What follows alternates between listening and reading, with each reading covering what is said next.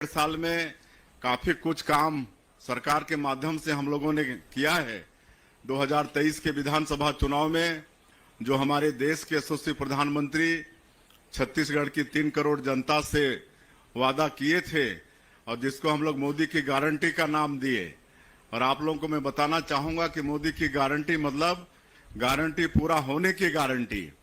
आज पिछली सरकार में 18 लाख गरीब लोग प्रधानमंत्री आवास से वंचित हो गए थे और प्रधानमंत्री जी का वादा था कि हमारी सरकार बनेगी तो मुख्यमंत्री सबसे पहले आवास स्वीकृति का काम करेगा।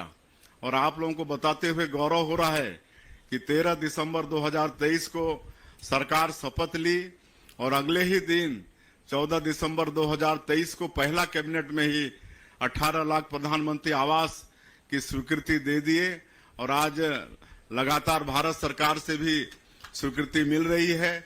और इतना काम अभी प्रधानमंत्री आवास का चल रहा है पूरे प्रदेश में कि अभी हम सुशासन तिहार में हर जिले में गए, समीक्षा किए तो विलंब का कारण हम पूछे कि भाई क्यों विलंब हो रहा है। प्रधानमंत्री आवास का जब पैसा मिल गया है तो ये कारण सामने में आया कि इतना ज्यादा प्रधानमंत्री आवास सैंक्शन हो गया है कि मिस्त्री लोग ही नहीं मिल रहे हैं, सेंटरिंग प्लेट ही नहीं मिल रहा है। तो ये हाल हो गया है। आप सब लोगों को मालूम है कि पिछले समय बिलासपुर में हमारे देश के यशस्वी प्रधानमंत्री आए थे तो एक साथ 3 लाख प्रधानमंत्री आवास का गृह प्रवेश कराए थे। उसके कुछ महीने बाद हमारे देश के पंचायत मंत्री आए थे आदरणीय शिवराज सिंह चौहान जी, तो 51,000 का गृह प्रवेश कराए थे। और अभी जो सुशासन तिहार चला उसमें सब हमारे मंत्री सांसदगण हम लोग सब लोग गृह प्रवेश कराए हैं। तो ये प्रधानमंत्री आवास का काम चल रहा है और हमारे प्रधानमंत्री चाहते हैं कि हर गरीब का पक्का का मकान हो। और अभी जो 18 लाख प्रधानमंत्री की स्वीकृति के बाद ACCC 2011 आवारा आवास प्लस में जिनका भी नाम सूची में था उस सब का मकान सैंक्शन हो गया है। अब आवास प्लस प्लस का सर्वे हुआ है और आवास प्लस प्लस में और थोड़ा छूट दिया गया है कि जिसके नाम से 2 टू व्हीलर होगा उसको भी प्रधानमंत्री आवास दिया जाएगा। 5 एकड़ सिंचित जमीन होगी जिसके नाम से उनको भी देंगे, 2.5 एकड़ सिंचित जमीन होगी उनको भी देंगे और 15,000 रुपया मासिक आय जिनकी होगी उनको भी प्रधानमंत्री आवास देंगे। तो मुझे पूरा विश्वास है कि आप सब लोग जिनको भी जरूरत है सर्वे कराए होंगे।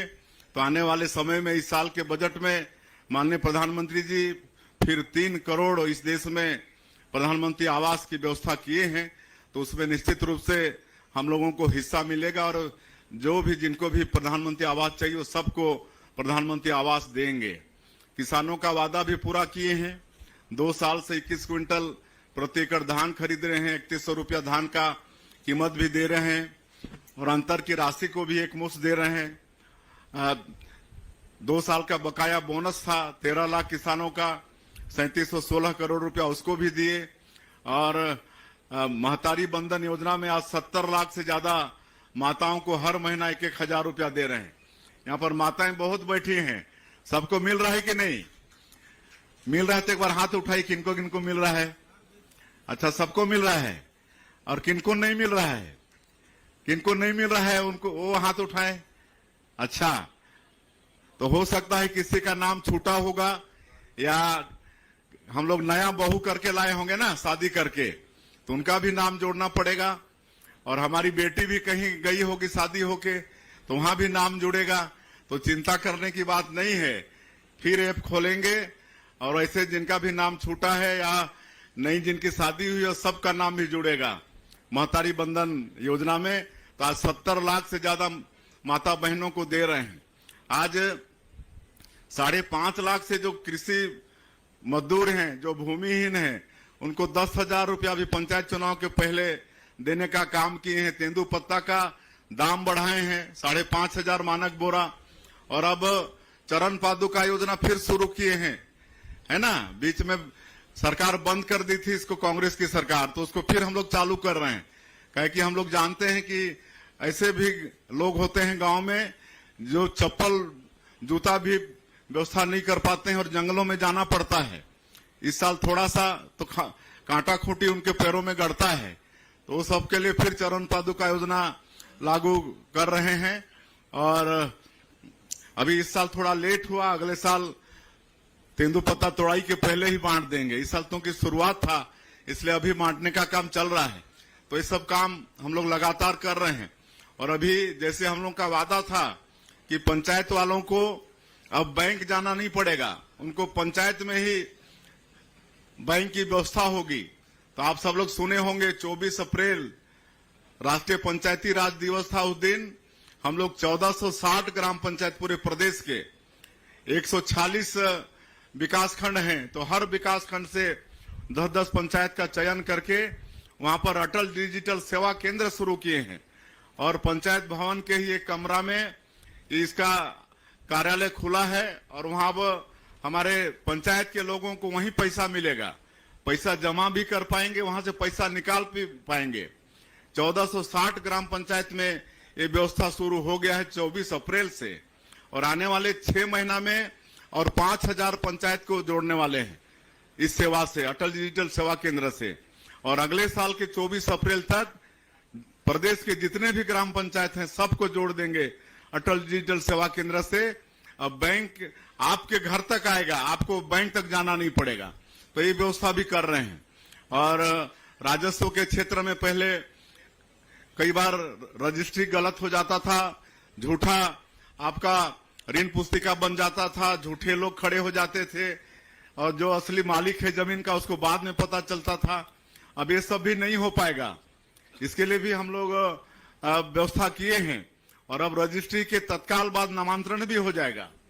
15 दिन महीना दिन फिर इश्तेहार देना पड़ता था, चक्कर लगाना पड़ता था, वो भी नहीं होगा। जमीन रजिस्ट्री के साथ ही मतलब नामांतरण भी हो जाएगा। और पहले एक बार जैसे जमीन में पेड़ होता था तो पेड़ का भी पहले शुल्क लगता था, रजिस्ट्री फीस लगता था, तो पेड़ को काट देते थे। तो इसलिए उसमें भी व्यवस्था की है कि अब पेड़ का कोई रजिस्ट्री शुल्क भी नहीं लगेगा, पेड़ की कोई गिनती भी नहीं होगी। तो इस तरह से कई हम लोग रिफॉर्म लाए हैं, मतलब जितना जो घूसखोरी का रास्ता था वो सबको बंद करते जा रहे हैं और हर जगह डिजिटलाइज करते जा रहे हैं, ताकि कहीं मतलब भ्रष्टाचार का रास्ता ही मत रहे। तो ये सब आप लोगों के आशीर्वाद से हम लोग प्रदेश में कर पा रहे हैं। आज एक बड़ा सवेरे सवेरे एक कार्यक्रम और शुरुआत करके आए हैं हमारे बगिया स्कूल से। एक संपर्क फाउंडेशन वाला है और वो 50 स्कूल को लिया हमारे जिले का। वहां पर स्मार्ट क्लास सब टीवी उबी सब दे रहा है।